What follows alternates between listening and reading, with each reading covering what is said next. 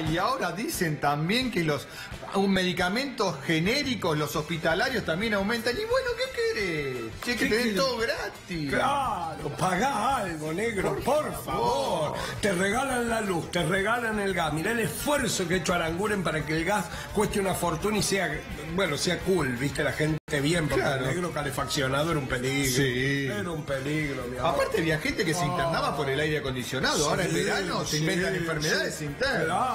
Claro, y por algún lado hay que cobrarle cosas. Entonces te aumentan el medicamento para poder pagar la luz, porque el negro internado quiere aire acondicionado. Sí. Y yo por los otros días fui a visitar a la Yoli, que se internó en un hospital público. Y le digo, Yoli, ventilador, mi amor, lo estamos pagando todo esto. Y dice, no, tengo que estar fresca. El médico me ha dicho que pero el médico puede decir cualquier cosa, pero con un ventilador alcanza, mi amor. Y si no te alcanza para los medicamentos, y bueno, no te internes, haces medicina ambulatoria, ¿viste? ¿Qué sé yo?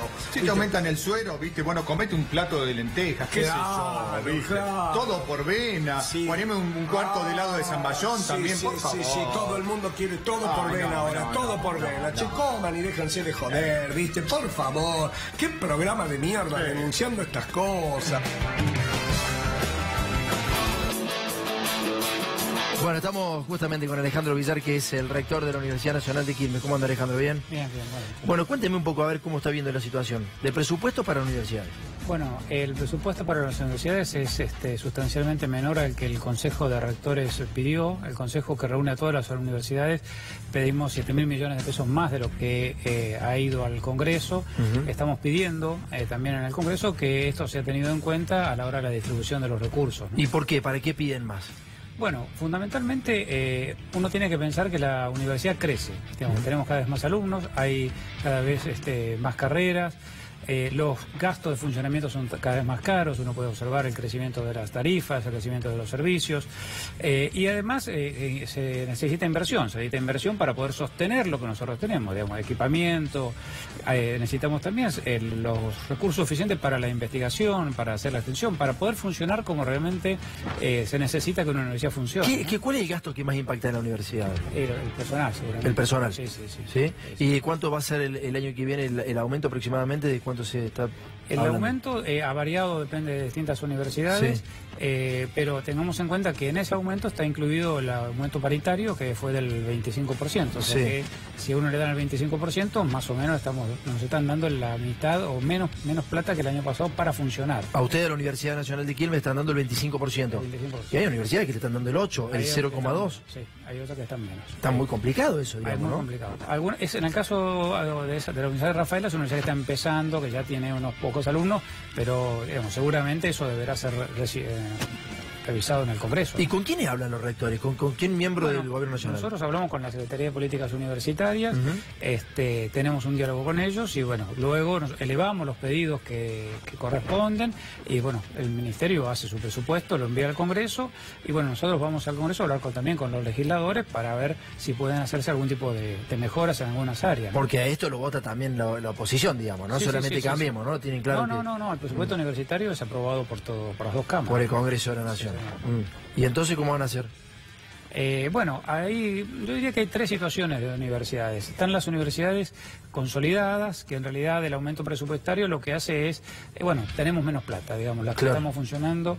Las que están en serios problemas son las universidades que estaban creciendo, que son las universidades que han sido creadas en las últimas décadas y que estaban creciendo. Entonces, digamos, están desplegando sus carreras, necesitan más dinero porque necesitan responder a ese crecimiento, ¿no? Pasan de tercer a cuarto año, entonces tienen más alumnos. Estamos en una situación en ese sentido distinta, en un sistema muy heterogéneo, ¿no? Alejandro, muchísimas gracias por haber venido, fue clarificador el tema. Bueno, muchas gracias por haber venido. Ahí pasaba el rector de la Universidad Nacional de Quilmes y ahora cambiamos de tema. Miguel, dale. Hace unos días ocurrió un hecho lamentable en el sur. La prefectura asesinó a un pibe que estaba reclamando junto con los mapuches por la zona de un parque. Esa fue una usurpación que generó mucha condena. Hay mucha condena de parte del gobierno nacional para ese tipo de temas. Tiene que ver con el fenómeno de las usurpaciones de los mapuches. En este programa ahora te vamos a hablar de lo que tiene que ver con usurpaciones VIP. Hace varios meses te mostramos el caso de Techín. ¿Qué había pasado con Techín? Se había metido en un terreno municipal como uno ocupa más y había comenzado a utilizarlo. De pecho se metió en ese terreno municipal y comenzó a utilizarlo. ¿Qué obtuvo? Permisos primero del Frente para la Victoria, después de Cambiemos para utilizarlo. Y después lo que ocurrió es que fue pidiendo un canje, que le den ese terreno municipal y a cambio de eso ellos entregaban el estadio de Villa Dálmine. Vamos a ver la documentación y si realmente eso era necesario, porque es lo que terminaron obteniendo con el Consejo Deliberante. Fíjate, el decreto 25.972 lo que planteaba es que las tierras disponibles para ser destinadas en uso privado pueden solicitarse en venta para la erradicación de industrias anexa a viviendas. Después decía, la Dirección de Vivienda tiene que intervenir en el planeamiento de los barrios obreros. Artículo 10. Dentro de 2 años de la toma de posesión de los terrenos destinados, se tiene que construir no menos de 20% de viviendas y dentro de 5 años tiene que construirse el 50%. Lo que planteaba acá es que le daban a Techint la posibilidad de tener ese lugar en esa zona, ahí en Campana, pero a cambio tenía que construir viviendas. No construyeron ninguna vivienda y construyeron un estadio de fútbol. Lo que plantean desde el Consejo Deliberante es que se podían llegar a quedar ese estadio y que por eso había que hacer algo. Te vamos a mostrar por qué es mentira. Fíjate, hay una ordenanza ya del 2010 que declaró patrimonio histórico al estadio de fútbol del Club Villa Dálmine. Lo que plantea se declara patrimonio histórico de Campana la entidad de bien público municipal y lo declara de uso deportivo. Con lo cual te muestra que no hacía falta entregar el estadio, no era necesario hacer ese canje y entregar el puerto de Frutos. Fíjate cómo hace unos meses te empezábamos a mostrar en qué consistía esta usurpación de Techint, de Paolo Rocca, que terminó al final apropiándose del puerto de Frutos.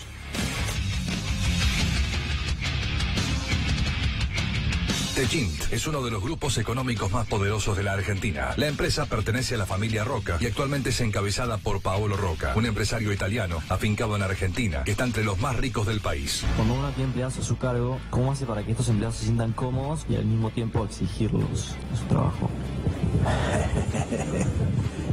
Falta agregar que hay que pagarlo poco.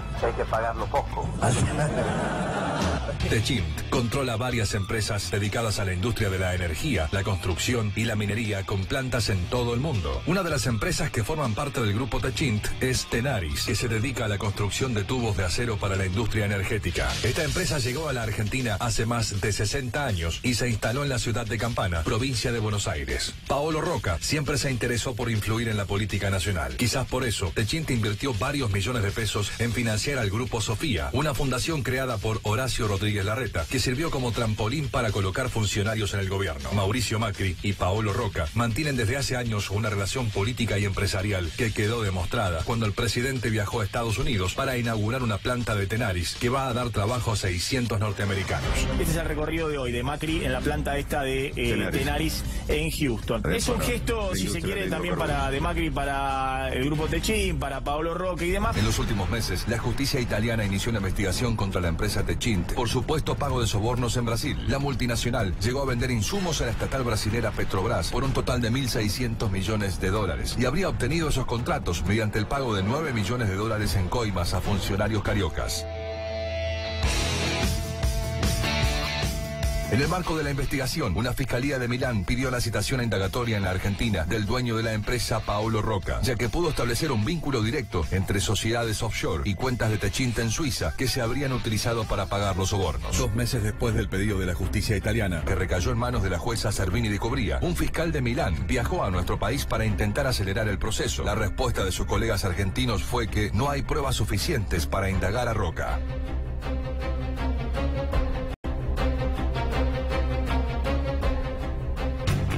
Esto es el sistema. No hay manera de que la justicia actúe en contra de un empresario.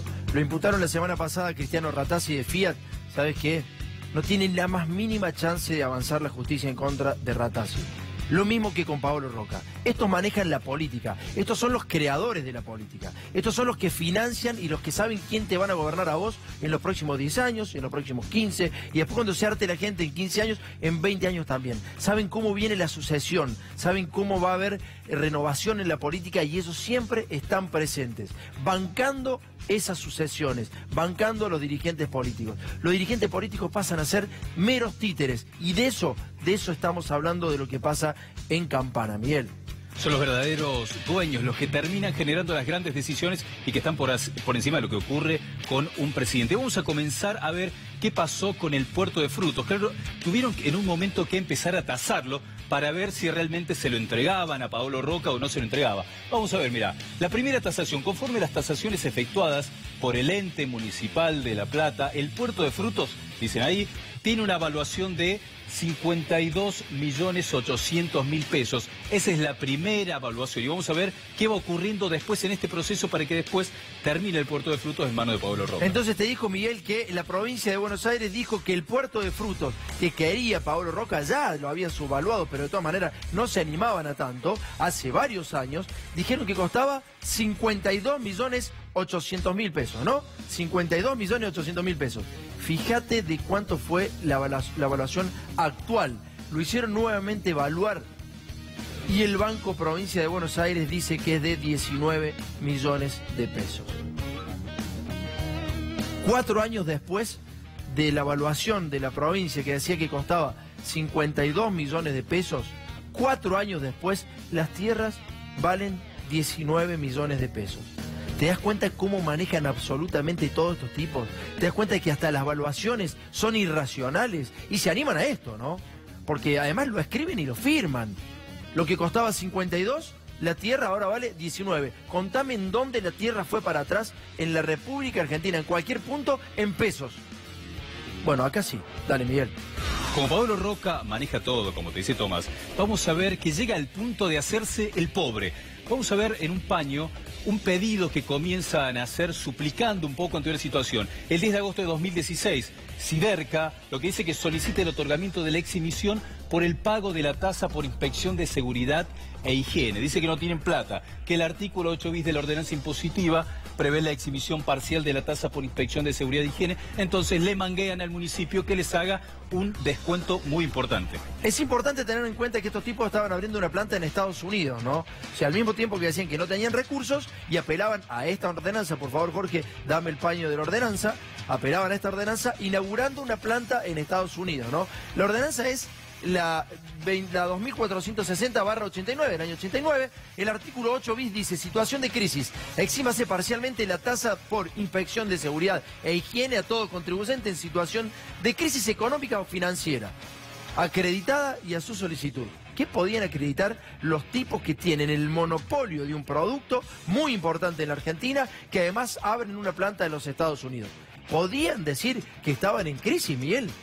Es muy difícil que puedan decir que estaban en crisis por todo el crecimiento de Techint en distintos lugares del mundo. Tiene hasta incluso actividades en Luxemburgo muy importantes. Vamos a ver qué termina ocurriendo, porque vos te puedes preguntar, ¿pueden lograr hacerse los pobres y que le den algún beneficio? Bueno, mira, dice, exímese en el año 2016 a Siderca del pago del 17% de la tasa por inspección de seguridad e higiene.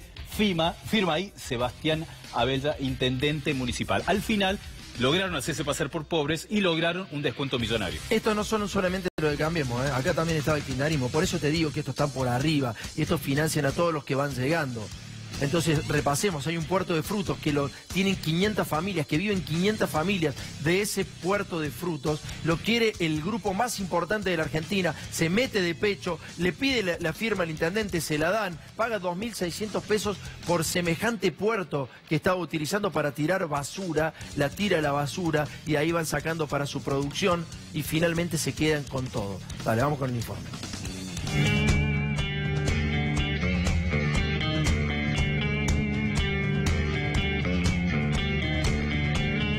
La empresa Tenaris Siderca está ocupando terrenos que son del municipio a partir de una concesión de uso que en el año 2014 le otorgó la intendenta municipal de Campana, en ese momento Estela Mari Giroldi. Concesión de uso que no pasó por el Consejo Deliberante. La empresa irrumpe en este lugar y un día para el otro todas las salineras estaban con actividad y de buenas a primeras pusieron un portón, no dejaron ingresar más a nadie, tomaron por asalto el puerto. Se lo entrega para que haga una explotación de su actividad productiva, precisamente el acopio y la acumulación de chatarra para hacer después acero para los caños sin costura. Empezaron a traer su propia chatarra a este lugar, cambiando el destino que por ordenanza municipal está establecido para el puerto.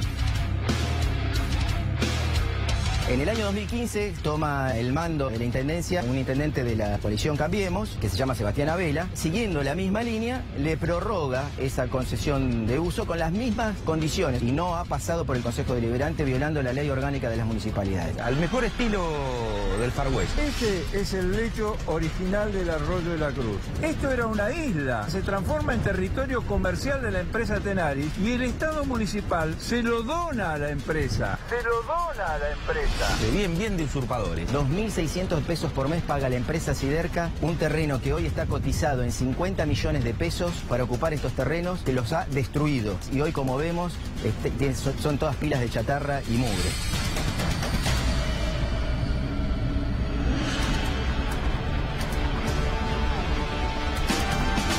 No coincido con alguno de los entrevistados que decía que era como el Far West. No, no es el Far West. Ni nadie se mete de pecho, al contrario. Lo tienen a los políticos apoyando semejante barbaridad, que eso es lo más grave. Lo grave no es que los tipos agarren con un arma y se metan de pecho. Lo grave es que tengan las firmas de los diferentes intendentes y concejales de distintos partidos políticos para hacer esas atrocidades. Y lo más grave es que esa gente vote a esos representantes. ¿Te das cuenta? Porque vamos a llegar dentro de 2 años y vamos a seguir votando de la misma manera. Que eso es lo grave. Que no se meten de pecho ni con violencia. Se meten con tu voto. Vos le das la posibilidad a que este tipo haga lo que hace. Porque vos le das la posibilidad a los intendentes y a los concejales que hagan las barbaridades que hacen. Es decir, el pueblo se tiene que hacer responsable también de tomar sus decisiones. Son tan importantes como lo que acabamos de ver. Lautaro Ríos, abogado. ¿Cómo anda, Lautaro? Hola, ¿Bien? Tomás, buenas noches. Bueno, la investigación es tuya, así que nosotros la presentamos. Mira, estamos hablando de un negociado que ocupa prácticamente el 10% del presupuesto de campana. Ajá. ¿Por qué decís? Y porque 50 millones de pesos es el 10% del presupuesto de 50 campana. millones de pesos hace varios años costaba eso, ¿no? Lo que pasa es que 50 millones de pesos estaba evaluado el estadio en el año 2014, cuando empieza toda esta movida. El estadio de Villa Dálmine estamos hablando. El estadio de Villa Dálmine y el Puerto de Frutos había casi una paridad. Incluso te digo más, el Puerto de Frutos tenía un superávit en comparación de 600.000 pesos. Sí. O sea, valía más el Puerto de Frutos que el estadio del Club Villa Dálmine. Así que casi prácticamente 50 millones de pesos para redondear estaban a mano. Y esto es lo que se concretó el pasado 23 de noviembre. ¿Qué se concretó? Finalmente hacen el cambio del estadio por el Puerto de Frutos. El intendente actual, el intendente Abela, y reingresa el proyecto porque no se pudo votar en las sesiones del 2014 cuando termina Estela Giroldi, en el 2015, perdón, y lo vuelve a ingresar ahora, y esto se trató y se concretó finalmente el canje, llamado canje, en realidad es una permuta, del Puerto de Frutos por el estadio. Pero el estadio no va a poder ser usufructuado por el municipio, ni tampoco por la gente del municipio. No, es que esto fue un negocio que se pergenia de esta manera. Siderca estaba muy interesado por el Puerto de Frutos desde hace mucho tiempo. Necesitaba adquirirlo porque por el tema de vaca muerta iba a incrementar su producción y lo necesitaba porque es un terreno que, además de tener un uso industrial, que es una tierra muy escasa de uso industrial en Campana, estaba al lado de la planta industrial. Entonces lo necesitaba, era muy importante para Siderca. Siderca no quería gastar 50 millones de pesos para comprárselo al municipio y ponerle la plata. Entonces inventa esto del canje. Porque ellos tienen ese estadio, que es propiedad de ellos, eso es cierto. Siderca es la titular de dominio del estadio. Dice, yo se lo cambio por este estadio que a mí no me sirve para nada. Y claro, ¿por qué no tampoco? Pero ¿sabes por qué no le sirve para nada? Por 2 cuestiones. Primero, porque está declarado patrimonio histórico, como lo dejaban ustedes aclarado. No puede poner nada ahí, no puede hacer estacionamiento, no puede hacer oficina, no puede hacer nada en ese lugar. Está claro. Y segundo, Siderca sabe muy bien cómo lo compró. Se lo compra a la provincia de Buenos Aires, que esos son terrenos expropiados al frigorífico Anglo. Se lo compra y tenía el deber de hacer viviendas. Si no las hacía, lo decía Miguel recién, si no las hace, ese predio debe volver a la provincia de Buenos Aires. Y no volvió. O sea, no volvió y no se lo van a pedir. Pero ellos sabían de la vulnerabilidad de ese derecho que tenían respecto del estadio. Es un estadio que para ellos no les servía para nada. Claro, para se lo sacan nada. de encima y se lo sacan de encima y adquieren el Puerto de Frutos, que es algo invaluable para ellos. Bien. Es un negocio millonario. ¿Y a quién meten en el medio? Porque tenían que hacerlo atractivo para la Municipalidad de Campana. ¿Por qué la Municipalidad de Campana iba a aceptar entrar en este negocio? Y entra el club. La hinchada es utilizada de manera totalmente fraudulenta, una farsa, diciéndole que van a tener los papeles. Fue la hinchada a presionar, digamos, al Consejo Deliberante para que saliera la ordenanza. La hinchada va porque quiere los papeles, quiere el estadio, quiere tener la escritura del club. del estadio. Sí, claro. Y se los prometieron y les vendieron espejitos de colores, porque incluso en la ordenanza, cuando aprueban y autorizan al intendente a hacer el canje, la permuta técnicamente bien dicho, dice, dónese al Club Villa Dálmine el estadio. Todavía no se hizo esto, se le autorizó recién al intendente a hacer los trámites de permuta. ¿Cómo va a decir la ordenanza, dónese algo que todavía uno no es dueño? Bueno, ha pasado esta ordenanza y fíjate cómo llega después del Consejo. Miguel, a ver, contanos un poco cómo está la cosa. La situación era bastante extraña. Todo daba para, si vos lo ves de manera racional, que pierda Paolo Roca en esta situación. La provincia se lo podía quitar por no haber construido viviendas. La deuda que ellos tenían en los impuestos era altísima, con lo cual era casi la deuda del valor del estadio. Y además estaba declarado patrimonio histórico. ¿Qué hicieron los concejales? Todos. Por 18 votos a favor, 2 en contra de esta ordenanza. Mira, autoriza al Departamento Ejecutivo a formalizar con la firma Siderca, SAIC, o sea, con Paolo Roca, la permuta del inmueble de propiedad municipal por el inmueble donde se encuentra emplazado el estadio del Club Villa Dálmine. Con lo cual, lo que te dijimos hace varios meses que podía llegar a ocurrir, o sea que el tipo no solo agarraba y pagaba menos de 3.000 pesos de alquiler por un terreno de 50 millones de pesos, además querían lograr un canje. Bueno, hace unos días terminaron obteniendo el canje y se quedaron con el puerto de frutos. El que tiene plata hace lo que quiere, reza el dicho, un dicho que lo sabemos en todos los barrios, ¿no? En distintos puntos de Argentina. El problema es que el que tiene plata hace lo que quiere también con la dirigencia política y ahí debería estar por lo menos el primer tope a eso, ¿no? ¿Esto lo votaron quiénes? Casi todos, salvo una unidad vecinal que votó en contra, pero les dio el quórum. Porque esa es la cuestión. Cuando empezaron en la sesión... O sea, si esa unidad vecinal no estaba... Esto no se aprobaba, o sea que ahí hubo también algo para sospechar. Pero fíjate vos, se le vende a la comunidad de Campana todo lo bueno que fue esta ordenanza. Primero porque se beneficia a Siderca, es una empresa muy buena para Campana y va a aumentar su producción y por lo tanto va a tomar mano de obra. Se beneficia a la municipalidad porque dice que la municipalidad se va a ahorrar mucha plata en alquileres, porque Siderca, que es tan buena, nos da 10 años de comodato de un predio. O sea que nos vamos a ahorrar alquileres. Alquileres que nos ahorramos, teníamos el puerto de frutos, que se lo estamos alquilando a Siderca por 2.600 pesos por mes, pero a su vez estamos alquilando para un corralón a 250.000 pesos por mes. O sea, una cosa de locos. Y se beneficiaba el club porque iba a tener su cancha. Ahora se olvidaron de la cuarta pata, la producción isleña. Los isleños que tenían el puerto de frutos, fíjate vos que cuando la provincia se lo dona a la municipalidad de Campana, el puerto de frutos, dice que lo tiene que destinar a finalidades que completen a las necesidades propias de la comunidad. La municipalidad lo acepta en el año 80 y dice que en el 90, y si el inmueble se acepta en donación, tiene que cubrir esta finalidad, la promoción y explotación de las riquezas del Delta.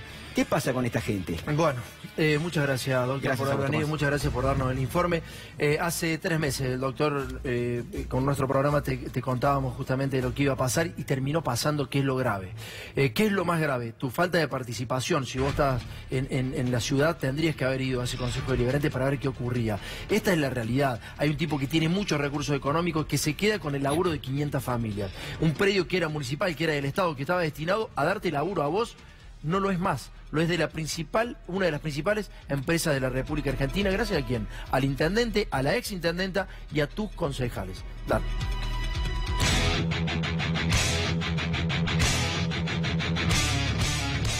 Los terrenos en los cuales hoy estamos situados es el puerto de frutos de Campana. Un terreno que en el año 89 lo dona la provincia de Buenos Aires para que la municipalidad de Campana le diera como destino la producción isleña. Un día normal del puerto, 400, 500 personas trabajaban. Todo eso desapareció, ustedes lo tienen a la vista, quedó arrasado esto. Yo trabajaba en unas de las areneras y a partir de agosto del 2013, tanto yo como mis compañeros, como los dueños de la misma empresa, están todos desocupados. Las pymes no existen más. Más.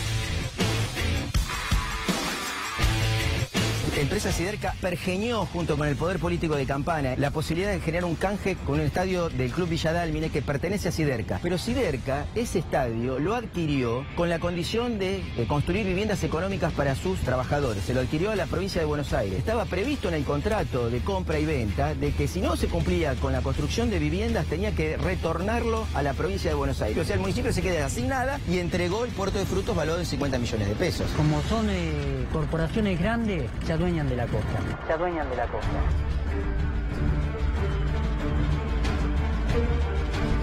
La empresa de la familia Roca, ¿qué actividad está generando en Estados Unidos? Produce caños sin costura, los mismos caños que produce aquí y por los cuales acá despidió 1.500 trabajadores en el año 2016. En vez de generar puestos de trabajo en el lugar donde fue primitivamente asentada la planta, van a los Estados Unidos. Todo lo que se ahorró en Campana y en Argentina lo trasladó a Estados Unidos, hizo una inversión multimillonaria donde lo fue a inaugurar hace poco con el propio presidente Macri. En vez de darle trabajo a los nuestros, el trabajo se va a otros países. A partir de esta crisis que ellos mismos dicen que tienen, solicita la exhibición de la tasa de seguridad y higiene y el intendente se las da. El municipio pierde de recaudar 40 millones de pesos. No solo eso, sino que además aumentó las tasas para que los vecinos comunes pagáramos para solventar esos gastos. Toda esta basura metálica que están viendo es el resultado final del último asalto de Tenaris y Derca contra la comunidad de Campana.